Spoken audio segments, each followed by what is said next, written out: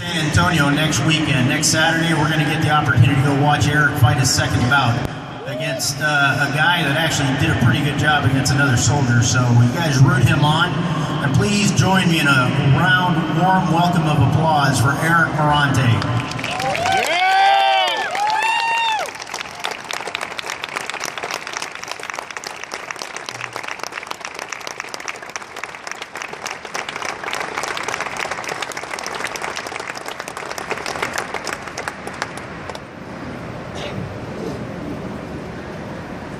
Good evening, everyone.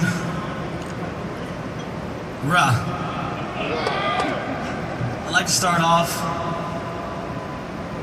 by thanking Lord, because without Him, none of this would be possible. None of us should have survived that night, but we all managed to walk off that bridge or get carried off that bridge alive. My goal was to bring everybody home, and I was able to do that.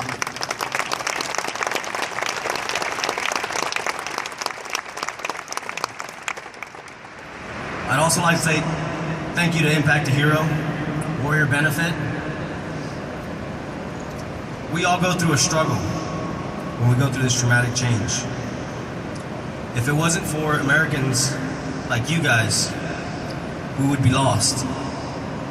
Because of you and the help and support that you give to us, we're able to push on, pick our heads up, become an inspiration, become part of the community with our heads up high, with our honor for our sacrifices. What I'd like to talk to you about tonight is about sacrifice, about country, and then I'd like to mention a very special squad of Marines that I had the privilege to serve with. Sacrifice. When most people think about sacrifice and they look at a military uniform or a missing limb or a person in a wheelchair, you automatically think they paid the sacrifice, which we did. But the part that you do not hear is the sacrifice that the family members, the care providers, the wives, the husbands, the children, the family, who are also there by your side, give up their jobs, their homes, and sacrifice all that to make sure that you're okay. I'll give you an example. When I was hospitalized in Maryland with some of my fellow Marines, Mike Corman, Doc Thompson, we were all together. Our families were brought to us in support. My mother retired, left her job to come and be by my side. For 2 nights, I remember, I couldn't sleep. I was in so much pain. The medication that they had me on had a set timer. I could only push the button every 15 minutes to get an extra piece of juice to help me relax, help me be in comfort. Well, every 13 minutes I was waking up and pushing that button because I was in so much pain that I would wake up from the pain. Well, my mother sacrificed about 48 hours. Every 14 and a half minutes she would wake up, get off of her chair, come over there to my bed, push that button, so that way I would get a full night's rest. I'd like to thank my mom, Maria,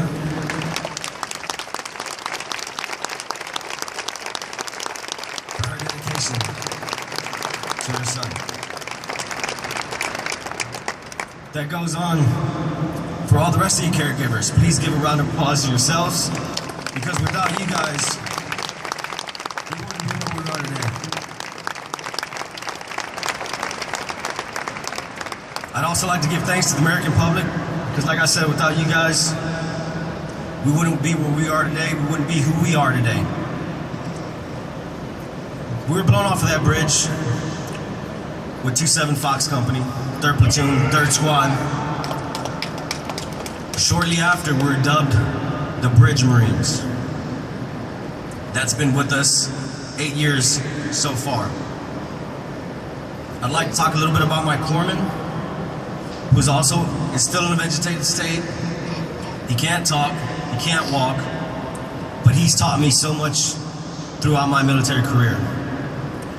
It was his second deployment, some of my junior Marines' first deployment. This was my third deployment to Iraq. My main goal was to bring everybody home.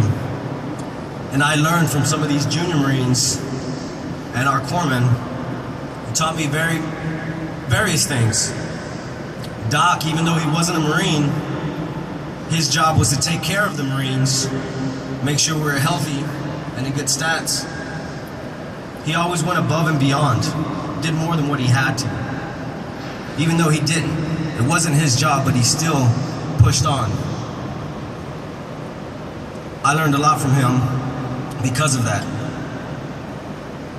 We're always doing something in country while in combat to make sure that we would be productive in a fight. Whether it would be clean your weapon for another 3 hours, doing PT on the outside of the patrols to stay in good shape. There's always something else that you could be doing for the protection of the squad members, the protection of your family, and the protection of America. I'd like to ask you guys as Americans, is there something else that you can do that would help this great nation keep its toll? I want to remind you that while we're out here enjoying dinner, spending time with loved ones, stuck in traffic, rushing home, trying to make a meal for the family, putting your head to sleep at night, there is always a service member on duty, on watch, in the rain, in the snow, in the heat, thousands of miles away from their families, so that way we can enjoy our day-to-day lives. Please do not forget those men and women.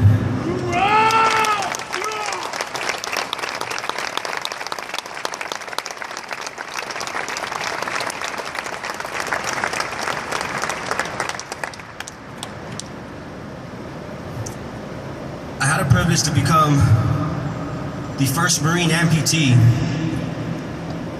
to be sanctioned to box in the United States of America last September.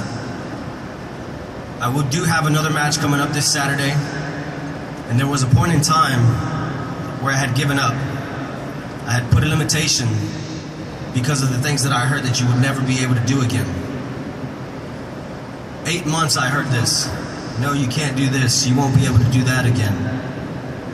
Well, Marines are used to breaking limits. And after I pulled myself out of this hole, I told myself, there are no limitations besides the ones you set.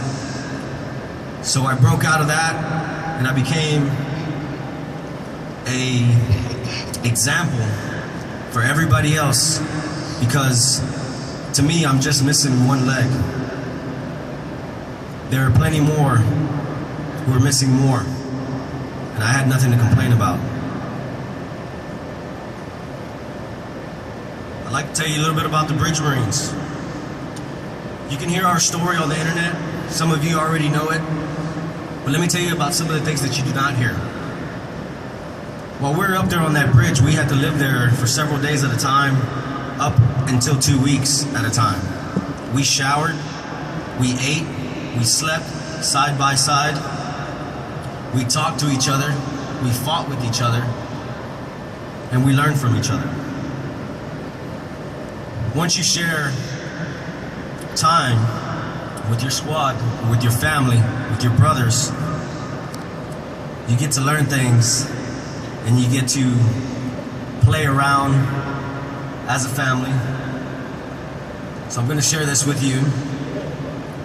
One of the things that we joked about, because our doc was our biggest person in the squad, he was not a Marine, but he was bigger than all of us.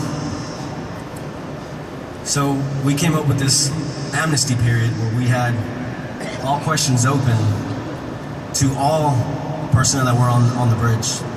And we told one of our junior Marines to ask Doc how long he was taking beaver milk as a kid to make him grow so big. Of course, Doc got mad, chased him around. Then we also had times to come up with nicknames for some of the Marines that would do things. There's a certain Marine out there who's also been dubbed Muffin May because of all the muffins that he tore up while in country. The last thing I would like to share about that is when we're looking off into the bridge at night and it's just me and my corpsman standing watch, and he had his speaker connected with his iPod to keep us awake at night, and the song Tomorrow Never comes to play. As I silently look over at Doc when his wife was pregnant, and I tell him, hey Doc, does Yvonne know if tomorrow never comes? He turned and looked at me and said, hell yeah, she does. Because I would walk from here to Iraq, from Iraq to back to Houston to see my son being born, if I had to. So thank you, Yvonne, for the love. Standing by my corpsman's side for the last 8 years, and for the many to come. Thank you for that. And I'd like to leave you with this last thing. I'd like you to keep an open mindset. Sometimes when you go to different countries, you see different things. You see poverty. You see hunger. You see uneducated folks. Well, the war on terrorism, these terrorists that go out there are very manipulative. They feed on the poor, the hungry, and they make them do things like these suicide bombings because they think that their family will be taken care of. They're promised that their family would never have to suffer for money and that they would never go hungry again. So they get these individuals to sacrifice their lives thinking that there's something better for them. Now, I don't know if this is true or not, but they so-called say that if they were able to kill an American, that they would get an X amount of virgins in the afterlife. Whether it be true or not, you can rest assured on one thing.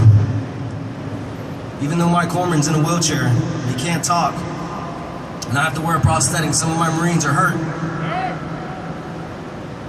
You can rest assured that there's 2 terrorists out there that are screwed because they didn't get not one virgin from 27 Fox Company. You understand that?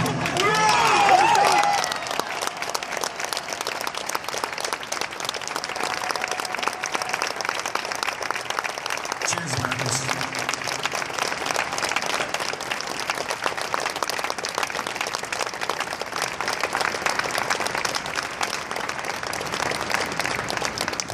Thank you, Eric, for those inspirational words from somebody who's been there and understands what the